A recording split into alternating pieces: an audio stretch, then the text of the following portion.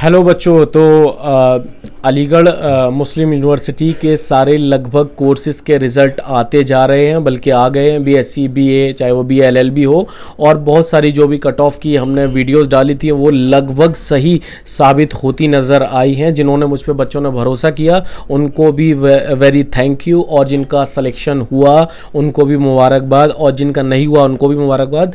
ऐसा नहीं है कि जिनका नहीं हुआ वो काबिल नहीं है, वो आगे जाके इस काबिलियत का बिल्कुल फ़ायदा उठाने वाले हैं। इसके अलावा मैं वीडियो बनाने का मेरा मकसद ये है कि जिन बच्चों ने काउंसलिंग करनी है या की है, तो उनमें जो कर चुके हैं उनमें क्या गलती हो सकती है या क्या गलती की है, तो उसके बाद उसका क्या किस तरह से उस गलती को ख़त्म करेंगे, तो उन बच्चों के लिए बहुत ज़्यादा इंपॉर्टेंट ये वीडियो होने जा रही है। जैसे अगर हम एग्ज़ाम्पल लें बीए बीएससी और जो बीकॉम, और इसके साथ जो भी इन्होंने काउंसलिंग का प्रोसीजर या शेड्यूल निकाला है उसके साथ जिन बच्चों ने अप्लाई किया है, तो देखिए इस काउंसलिंग जो निकाला है इसमें मेरे पास नोटिस है, ये मैं स्क्रीन पर भी लगाऊंगा। इसमें 26 तारीख से लेकर 28 तारीख तक रजिस्ट्रेशन, लॉगिन और ये सारी फ़ोटो अपलोड करना है, और आपको चॉइस ऑफ फिलिंग बहुत इंपॉर्टेंट प्रोसेस है। चॉइस ऑफ फिलिंग का मतलब है कि कौन से सब्जेक्ट आप फर्स्ट प्रेफरेंस रखते हैं। सबसे पहले मैं आपको बताऊँगा, देखिए रिज़ल्ट आता है तो 2-3 लिस्टें आती हैं। सबसे पहली लिस्ट जो होती है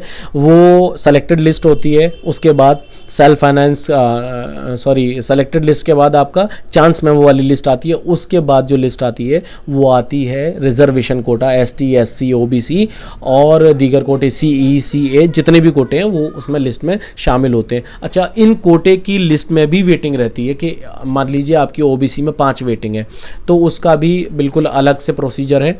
और अगर आपका रैंक आया है, ओबीसी में रैंक आया है, इसका मतलब आप सेलेक्टेड लिस्ट में आपका आ चुका है और आपको दाखिला लेने के लिए काउंसलिंग करनी चाहिए। काउंसलिंग सबको एक साथ करनी है, ऐसा नहीं है कि हमारा वेटिंग आया हम वेट करें। वेट करने का मतलब ये है कि आप उन बच्चों का वेट करें जब जनरल बच्चे वो एडमिशन छोड़ेंगे, वो आपको एडमिशन मिलेगा। तो सबसे पहले जो सेलेक्टेड लिस्ट में आए हैं उनका तो एडमिशन होने ही जा रहा है। इसके अलावा जो वेटिंग पाए हैं, जो बच्चों ने वेटिंग पाई है, उनका भी एडमिशन होगा, लेकिन वो बच्चे थोड़ा सा वेट करेंगे। अच्छा, इसके अलावा कुछ बच्चों का बहुत सारी कन्फ्यूजन रहती है कि सर हमारा एडमिशन कैसे होगा, मतलब कभी कभी किसी कोर्स में 500 वेटिंग तक क्लियर हो रही है, किसी कोर्स में 20 वेटिंग भी नहीं हो रही है। इट्स डिपेंड ऑन सीट, ये सीट पे डिपेंड करता है कितनी सीट उस कोर्स में मौजूद है, और डिपेंड करता है उस कोर्स की वैल्यू कितनी है, यानी कितने बच्चे उस कोर्स को चाहते हैं लेना। यानी अगर डिमांड ज़्यादा है तो जाहिर है वेटिंग कम जाएगी, यानी कम क्लियर होगी, और डिमांड कम है तो उस कोर्स की वेटिंग ज़्यादा जाने वाली है। अच्छा, कुछ बच्चों के बहुत ज़्यादा कन्फ्यूजन रहती है, सर 250 सीट है मान लीजिए और 500 वेटिंग क्लियर होगी, ऐसा पॉसिबल कैसे हो जाएगा? देखिए होता क्या है कि जब जनरल बच्चा वो सीट छोड़ेगा तो वो बच्चा जो वेटिंग जिसकी 1 है उसको क्लियर एडमिशन मिल जाएगा। यानी एक बच्चे ने अगर एडमिशन छोड़ा तो एक वेटिंग क्लियर होगी। तो किसी कोर्स में 500 वेटिंग क्लियर हो रही है और टोटल 250 सीटें, इसका मतलब ये है कि उसमें से किसी बच्चे ने काउंसलिंग ही नहीं की होगी। बहुत सारे बच्चे नहीं चाहते ना एडमिशन लेना, फॉर्म भर देते हैं, एडमिशन फिर भी नहीं लेना चाहते, तो वो काउंसलिंग नहीं करते। काउंसलिंग करते तो ओवरऑल सीट आगे खिसक जाती है। यानी काउंसलिंग जब बच्चा करता है तो इससे मालूम पड़ जाता है कितने बच्चे इंटरेस्टेड हैं एडमिशन लेना, तो वो सारी सीट फिर वेटिंग वाले बच्चों को मिल जाती है। जो बच्चे वेटिंग में भी जिन बच्चों ने काउंसलिंग की होगी, counselling is very important process. इतनी बात समझ में आ गई। इसके अलावा मैं आपको बताऊंगा सेल्फ फाइनेंस का फिर एंड में आता है, जो 11th एंट्रेंस वाले के लिए है। ये वीडियो वैसे तो ओवरऑल सबके लिए है, जो बच्चे काउंसलिंग करने जा रहे हैं उनको मैं बताऊंगा कि वो अगर ये गलती करेंगे तो फिर दिक्कत हो जाएगी। तो एक जनरल अगर हम बात करें तो मैं पहले नोटिस निकाल लेता हूँ। इसमें सबसे पहले रजिस्ट्रेशन किया जाएगा, और वो एक टाइम के साथ, ऐसा है आपको 2 दिन दिया जाएगा, 3 दिन दिया जाएगा, इसके अलावा नहीं एक्सटेंड किया जाएगा डेट। तो इसमें आप लॉगिन करेंगे, रजिस्ट्रेशन करेंगे, डॉक्यूमेंट अपलोड करेंगे, चॉइस आप डालेंगे। चॉइस भी इंपॉर्टेंट है।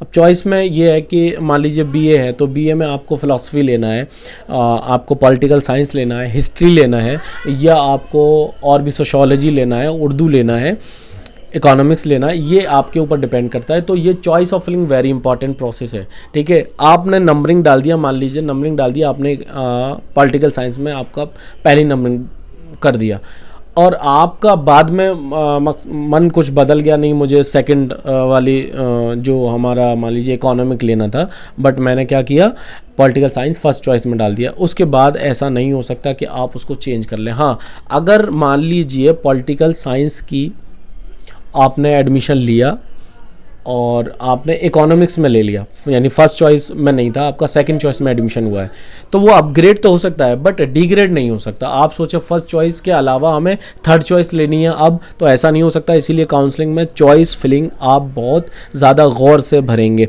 इसके अलावा देखिए, उसके बाद आपका वेरिफिकेशन होगा। जो डॉक्यूमेंट आपने अपलोड किया है, टीचर आपका वो डॉक्यूमेंट वैलिड देखेगा, वैलिड है या नहीं है, तो बड़ी गौर से देखेंगे, एलिजिबिलिटी क्राइटेरिया फॉलो करेंगे, डॉक्यूमेंट देखेंगे क्या हमारा सही है नहीं है, क्या अपलोड अच्छे से हुआ भी है, यानी एक बार ओपन करके वो डॉक्यूमेंट को ओपन करके एक बार देखेंगे। ऐसा नहीं है आपने अपलोड कर दिया, आपको लग रहा है अपलोड हुआ है बट वो अपलोड नहीं हुआ, क्योंकि वो डॉक्यूमेंट उस टीचर के सामने खुलना बहुत ज़रूरी है।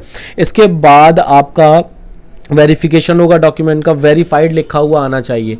मतलब आपने सबमिट कर दिया तो वहाँ पे लिखा आएगा सबमिटेड, और उसके बाद सबमिटेड के बाद आपका लिखा आना चाहिए वेरीफाइड। ये वेरीफाइड उन डेट में होना चाहिए।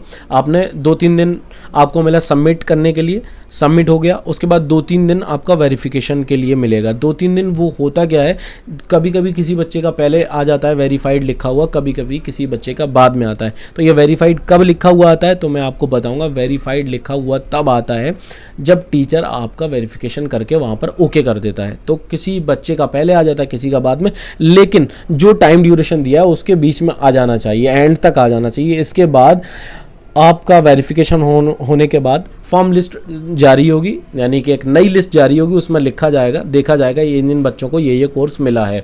यानी जो एडमिशन टाइम में, यानी जब आपने काउंसलिंग किया तो उसमें जब आपने जो भी सब्जेक्ट प्रेफर किया था वो सब्जेक्ट आपको मिला है या नहीं मिला, या कौन सी लेवल का सब्जेक्ट आपको मिला है, प्रेफरेंस जो मिली थी जो आपने दी है उसमें वो फॉर्म लिस्ट आएगी। उसके बाद आपका पेमेंट होगा। पेमेंट भी 2-3 दिन तक होता है। ये बहुत इंपॉर्टेंट बात है। जिन बच्चों ने पेमेंट नहीं किया उनका एडमिशन नहीं होगा। जो ये सोच रहे हैं कि हमने पेमेंट पूरा काउंसलिंग कर दिया बट पेमेंट बाद में कर देंगे, नहीं, ऐसा नहीं हो सकता। तो पेमेंट इज़ वेरी इंपॉर्टेंट। तो पेमेंट अगर आपका हो चुका है तो इसका मतलब ये है कि आपका एडमिशन हो चुका है। जिन बच्चों का पेमेंट रुकता है, कभी कभी रुक जाता है, साइट बिजी जाती है, तो देखेंगे रात में करके, सुबह में करके, और उसके बावजूद नहीं हो रहा है तो आप मेल डालेंगे या फिर खुद भी कंट्रोलर ऑफिस जाकर शिकायत कर सकते हैं, ऐसे ऐसे सर दिक्कत आ रही है। हाथ पे हाथ रख के नहीं बैठना है। और इससे रिलेटेड कोई क्वेरीज बनती है तो आप मुझे कमेंट करेंगे, सारे के सारे जवाब दिए जाएंगे। Thank you.